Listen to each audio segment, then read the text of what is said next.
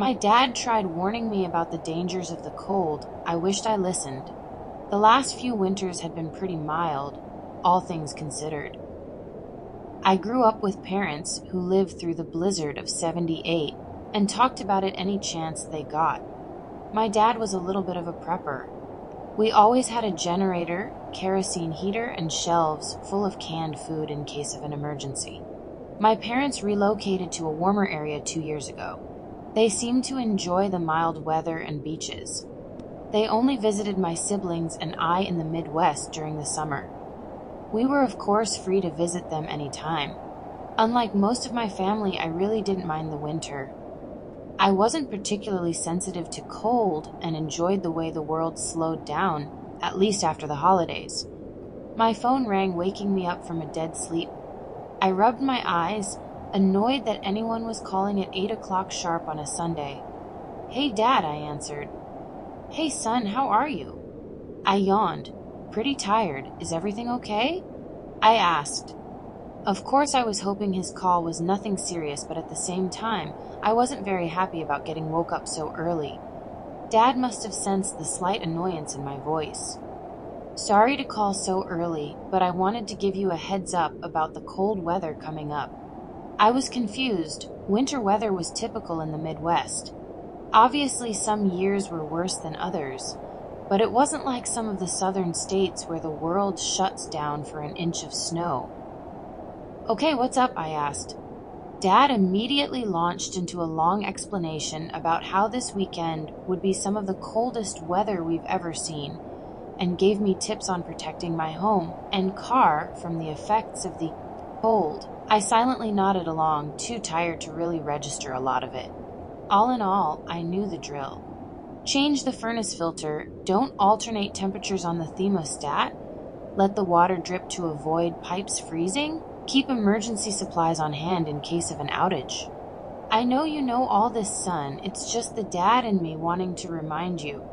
I began to feel guilty. Here I was annoyed at getting a call so early, but all he was doing was looking out for me, even though I'm 28 and several states away. "Thanks, Dad, I got it." "Hey, one more thing," he said. There was a long pause, then he hesitated. "The world gets a little, well, let's just say, things can get a little different when the weather gets like this, especially for days at a time. Double that if the power goes out. You can't be too careful." This felt ominous, but I assumed he was talking about crimes like looting and break-ins. I assured him I could handle it, then promptly got off the phone to get some more sleep. Later that evening, I remembered what my dad had told me. The weather alerts were already showing up on my phone. If anything, the forecast was only getting worse. Snow and ice were predicted on top of the extreme cold. I made a trip to the local farm supply store and picked up an extra flashlight and some more canned food. I was trying to avoid the grocery store at all costs, as it was usually mobbed right before any kind of winter storm. Before heading to bed, I made sure to let the taps drip, changed the furnace filter, and charged my extra power banks. My boss called and let me know not to come in tomorrow. I was pleasantly surprised. Work hadn't been canceled for weather since I'd worked there. I put on a movie and drifted off to sleep. The next morning I woke up to my alarm. Of course, I hadn't remembered to turn it off. I grumbled and shut it off. The house felt chilly. I got up to turn up the heat when I realized the lights were all off. Power was out already. I looked outside. Snow blanketed the yard and my car and continued to fall.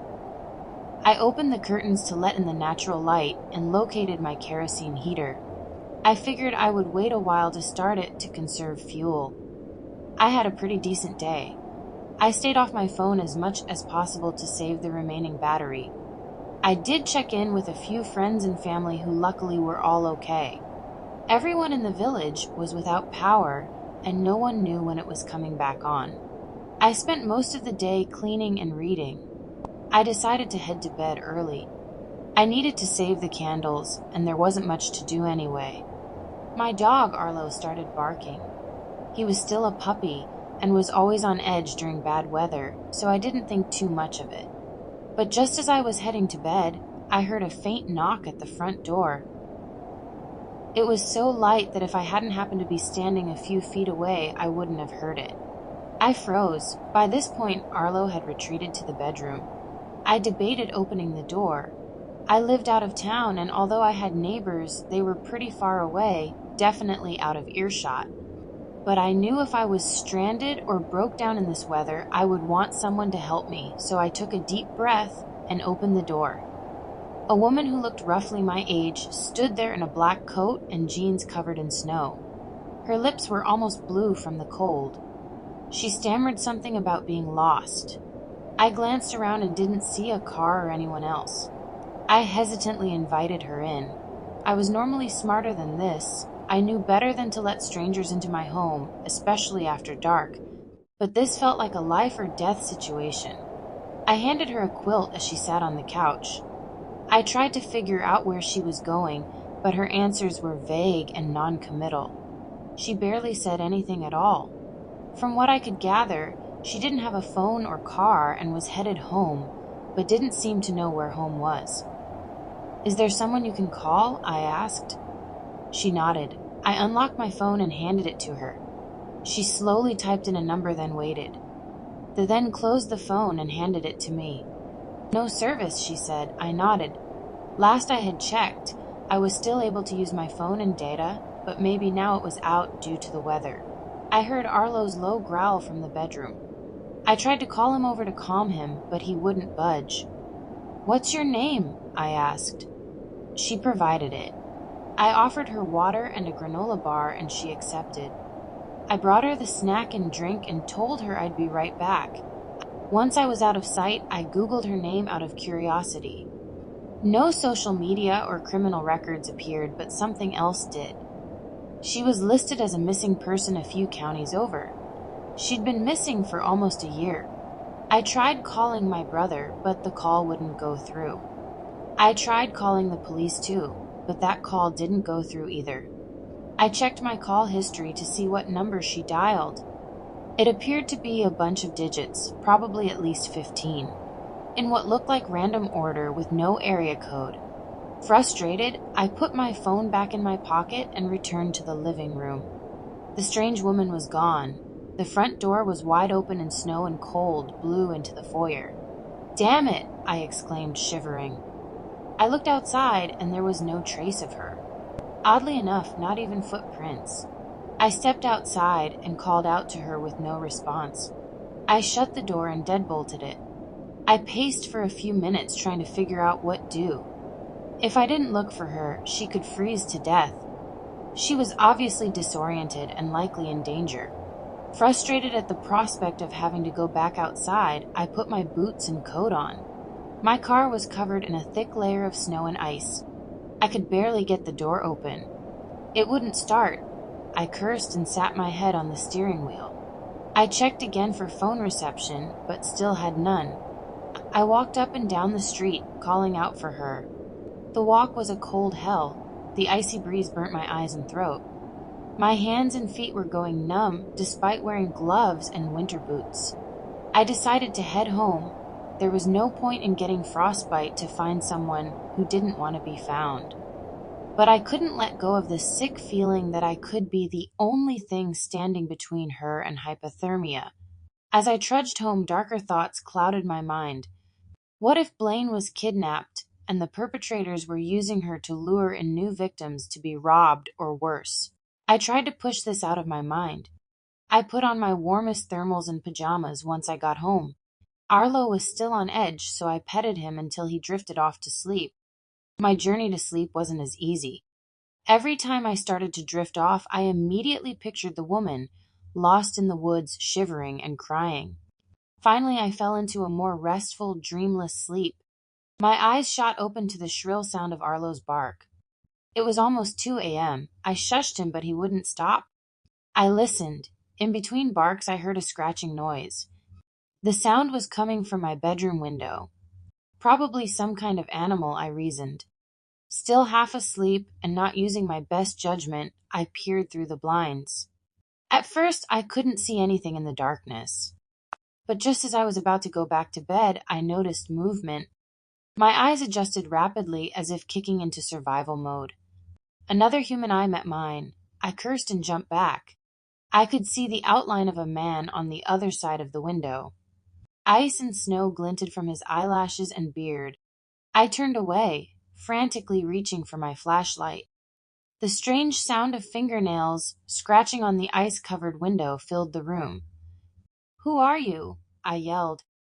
There was no response. I called out again, but again he did not respond.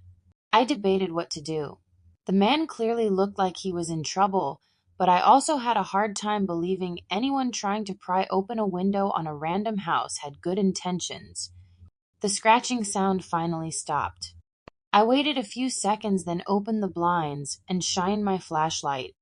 What I saw was gruesome. The man I'd seen standing at my window only a few minutes before was still as a statue, entire body covered in ice, including his eyes, which stared forward with no movement.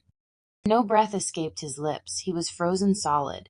I gasped, trying to catch my breath. I opened my eyes. I was laying in my bed. My phone was ringing. I sighed with relief. It was a dream. My brother's name lit up my phone screen. "Hello," I answered. The reception was very choppy, and I could only hear every other word. I was able to gather that he and his family were trying to drive to my house, but broke down. I immediately sat up and stumbled around my room, looking for my clothes. Barely able to hear anything over the static, I frantically tried to get their location. My brother had two young children, one toddler and one infant. I had let them know they could stay with me if the power went out if they ran out of fuel. Finally, I was able to understand they were close to the pond. The pond was within walking distance from my house, and I often took Arlo for walks there when it was nicer out. I ended the call and donned my winter gear once more. I packed an extra flashlight and headed out. The walk to the pond normally took 5 minutes, but it took me almost 15 minutes because of the snow and wind. I finally approached the pond but saw no sign of their car. I repeatedly tried to call him, but the call kept dropping. I circled the pond, looking for any sign of my brother and his family. I hoped that he would know better than to walk away from the car, but maybe he went ahead to get help. "Help me," I heard a soft voice. It sounded like a child, but it wasn't either of my nephews. I paused. "Help me," I heard it again. The tone of voice didn't seem to match the urgency of being stranded in this freezing hellscape. It was monotone, devoid of emotion or urgency. I continued around the pond when I hit a patch of ice. I slipped and fell, landing only a few inches from the pond. I knew getting water anywhere on my body right now could lead to hypothermia. I slowly pulled myself up, trying not to slip again. But then I felt something around my ankle. I turned around to see a pale face of what looked like a young boy poking out of the water. Ice and snow covered his face and hair. Despite being in freezing water, he didn't shiver, and his movements were slow and deliberate. His eyes were pitch black, and his face was so unnaturally pale that the snow and moonlight seemed to reflect off of it. He pulled my ankle, trying to pull me into the freezing water. I frantically kicked and dug my gloved fingers into the snow, pulling away. Finally, I broke free. I heard frantic movement in their water, but couldn't bring myself to turn and see if he was following me. I frantically ran home, well, as close to running as one can when your feet are completely numb and the ground is covered in snow and ice. I fell a few times, but luckily was able to get back up. Finally, I reached the front door. I was out of breath and felt weak. My vision tunneled and I collapsed in my entryway. I woke up to a weird sensation on my cheek. "Stop it, Arlo," I mumbled as I opened my eyes. Sure enough, Arlo was licking my face. I glanced over to see my brother, as well as his family, sitting in my living room. "Oh, thank God you're awake!" exclaimed my brother. I sat up, confused. He explained to me that he noticed a bunch of missed calls from me early in the morning, and when he couldn't reach me, they came out to check on me only to find me collapsed in the doorway. He appeared confused when I brought up him calling me from the pond. "We were asleep until 5. That's when I saw your calls and headed out here." I nodded. I checked my call history, and sure enough, There wasn't an incoming call from him at 2 this morning. His wife speculated that maybe I hit my head. I went along with this. It would explain a lot. After resting for a bit, I excused myself to my room and opened the blinds. The bright sunlight glinted through the ice, revealing the scratch marks. My boyfriend keeps saying strange things. It's been keeping me up at night. Before she died, my mother dispensed idioms with the mechanical consistency of a gumball machine. She offered them like pieces of stale wisdom. Their minimal flavor quickly faded. Even so, I found myself savoring them. I didn't want to relinquish the last sentiments she had to give me. Watched pots never boil, Mary. Two birds, one stone. Honey catches more flies than vinegar. At first, it was easy to pretend that the idioms were relevant to our conversations. But as she lost lucidity, they melded together and became unintelligible. Throw the baby out with the gift horse. It's time to bury the elephant in the room, Mary. I used to sit next to her in the nursing home and will myself to understand. Her tone was always urgent, her grasp fervent. She looked at me like she was begging me to comprehend nonsense. But even then, I suppose I knew what she was really telling me without voicing it. Words that I would not bear to hear even if she were capable of saying them. She was dying. Her jumbled idioms seemed to be all that remained of a once expansive vocabulary. She used to weave stories with language like a beautiful thread and her tongue as a needle. But it was as if she forgot how to sew. I imagined her dementia burrowing into her brain, chiseling out words, leaving only rot in its wake. When her disease first manifested, I deluded myself. I became convinced I could slow her decline with the right materials. I brought her daily newspapers until the incident happened. That day, I gave her the daily paper and a quick kiss on the cheek. I sank down in the stiff armchair at her bedside and shielded my eyes from the sunlight that streamed in from the window. I glanced at her venous hands and saw them tremble. The paper shook with her convulsions. I felt every muscle in my body tense as she emitted a low, warbling moan. "Mom, what is it?" I asked. But her only response was to curl further in on herself. She clutched her ancient nightgown to her chest like a small child.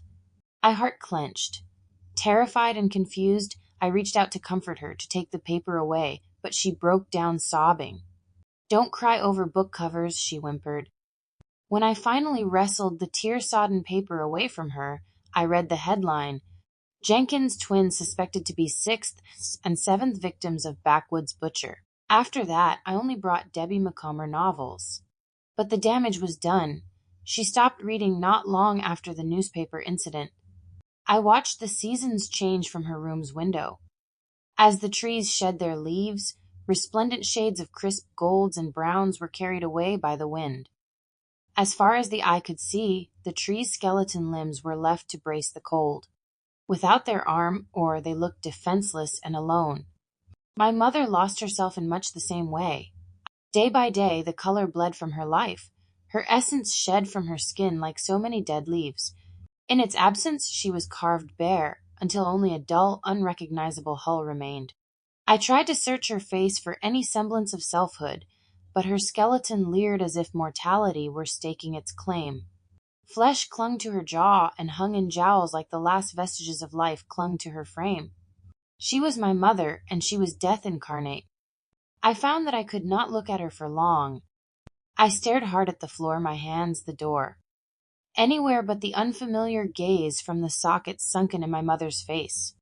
When she sensed that my gaze had shamefully slid away, she sometimes snarled at me. Watched pots never boil. Her frail fingers would dig into my wrist and leave imprints in my skin.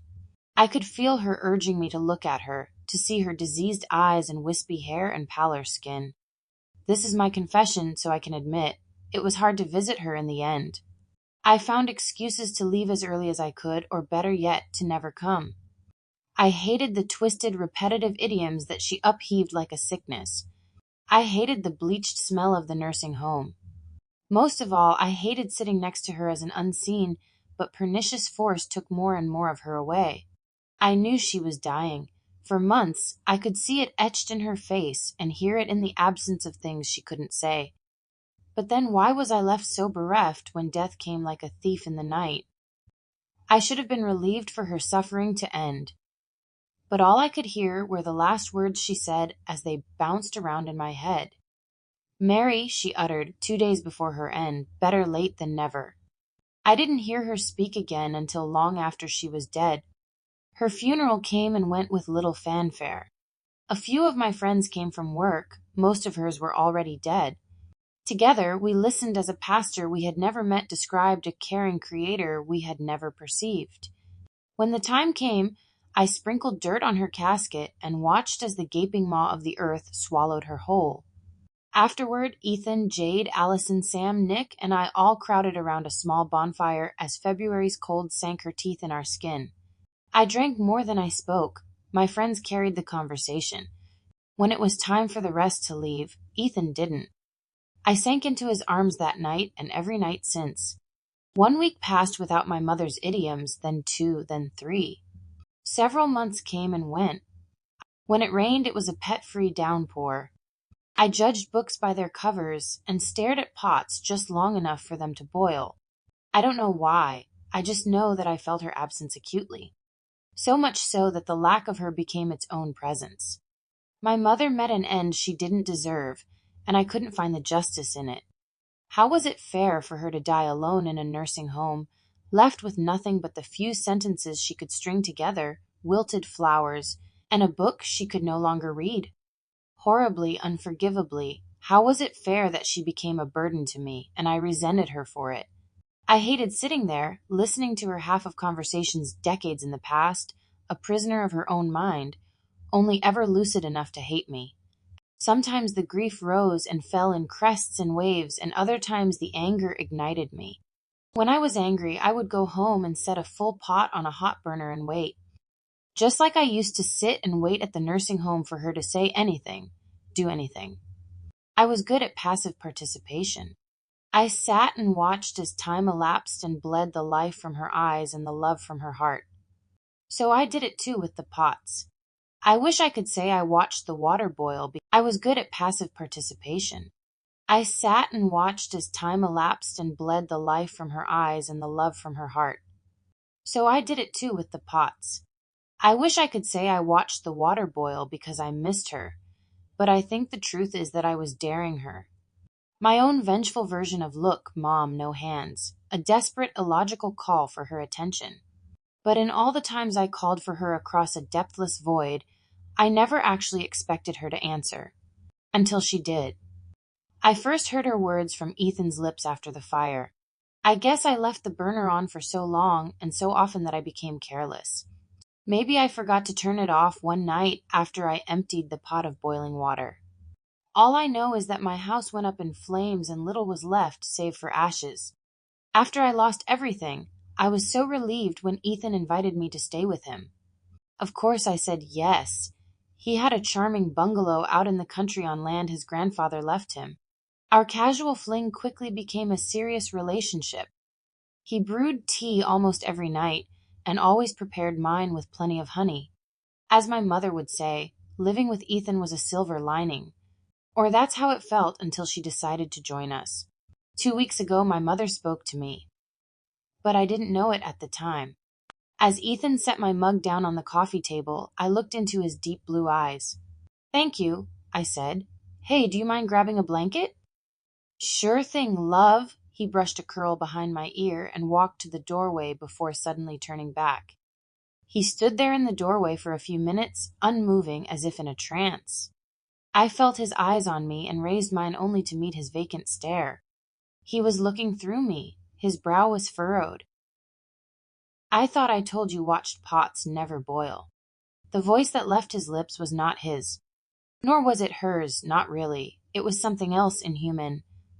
A death rattle wheeze that formed the shape of words in the absence of inflection. I did not hear it so much as I felt it, a chill that twirled around my spine and tightened. I felt this entity and instantly became clammy and nauseous. I could not speak. My mouth was filled with ashes. "Honey, are you okay? You look like you've seen a ghost." Ethan came out of it, crouched before me, and gently reached for my hands. Finally, my throat unclogged and words spilled out. "What do you mean? Why did you say, 'watched pots never boil'?" I said. I searched his gaze but only saw our shared confusion. I didn't say anything. "Are you sure you're feeling okay?" He inspected me with concern. I both believed him and didn't. I knew that those words couldn't be his, but then why did they leave his lips? At first, nothing came of it. I wish I could say that this was the end of it. But it was only the beginning. That voice, I heard that voice more times than I care to admit. The words were always my mother's, but the voice was not of this earth. It was devoid of humanity. It lacked light, love, or warmth. At times, I believed that my mother was speaking to me across a great distance, and maybe the bone-chilling voice was interference. Other times, I was convinced that Ethan was pranking me. It was easier and safer to think my boyfriend was an asshole than it was to think we were being haunted by my mother. But even then, I could not shake my terror. Every day, just as my defenses lowered, that nauseating voice would surface from the grave of his lips and permeate the air. Hours ago, it said, "Two birds, one stone, two birds, one stone, two birds, one stone, two birds, one stone, two birds, one stone." It was a chant and it was a condemnation. I could not hear the anger, but I could feel it suffusing the words and contaminating our home. "Ethan, what the fuck is going on with you?" I pushed him in the chest and was shocked as his head cracked back against the wall. It was like his body went lax, like his form was hollow and the voice was an abscess. "Let her off the hook." The words were carried by a rapid hiss from between his cracked lips. I shuddered as the temperature plummeted. "Who?" I choked out. I could feel the shift as Ethan returned to his senses. He rubbed his head. "Mary, what happened? Why are you looking at me like that?" "Ethan, I can't. This isn't funny." "You need to stop," I pleaded. "Mary, I don't know what you're talking about. My head is pounding. I'm going to lay down for a minute." "Okay?" Flabbergasted, I watched as he walked away and shook off the urge to beg him to stay with me. I needed to get to the bottom of the voice. If my boyfriend had a shitty sense of humor, then okay. But we would talk about it like adults. Things had gone too far, so I went in search of Tylenol for his headache. Like my mother always said, you catch more flies with honey than vinegar. I searched high and low in cabinets and drawers and turned up empty. It seemed like I found everything but Tylenol. I was almost ready to give up, but then I remembered his guest bathroom cabinet. I felt around inside a drawer when my fingers brushed against two thin metal chains. I pulled them out and held them up to the light. They were curious things. Two thin strands, each with a single bird charm dangling. They looked familiar in a way I couldn't place. Did Ethan have family stay in this room? His mom or sisters? As I studied them, my heart began to race. Two birds, one stone. Surely that was a coincidence. I wanted to put them back in the drawer, close it, and forget about it. But even as I thought it, I felt a compulsion to keep them. Some unknown instinct was nudging me almost imperceptibly. The necklaces looked so innocent, they reminded me of high school graduation gifts. I didn't believe they were particularly expensive, but I could tell they were treasured. The birds were smudged with blurred fingerprints as if they had been rubbed continuously. With sudden clarity, I knew where I had seen them before. Of almost its own volition, I felt my hand reach for my phone in my pocket. I pulled it out, unlocked it, and stared at the home screen, unblinking. I typed into the Google bar, "Jenkins twins disappeared." My heart sank. The girls were gone, but their necklaces were still here. It couldn't be, could it? The necklaces were a perfect match to the ones the girls wore in the article's picture. Why else would Ethan have two identical necklaces in here? Frantically, I Googled "backwoods butcher." There had been two additional suspected victims since the day I gave my mother that paper. My mind raced as I searched for Ethan's alibis and came up empty. I wanted to scream. I wanted to call the police, but I needed to think. "Honey, where are you?" Ethan called from the hallway. I panicked and put the necklaces back in the drawer before closing it quietly. I was desperate to confront him, but my mother's words rang in my head. Let her off the hook. I thought about all the things she said before and after she was dead. That whole time I thought she was stuck in conversations in the past, but what if she somehow knew about the future? Watched pots never boil. What if she knew about the fire? If I had paid more attention to the burner, then the fire would never have happened. Two birds, one stone. I thought about the necklaces as nausea crept up my throat. Let her off the hook, my pulse raced. What does it mean? Is it literal? Who is she? And more importantly, where is she? Should I follow him to find out?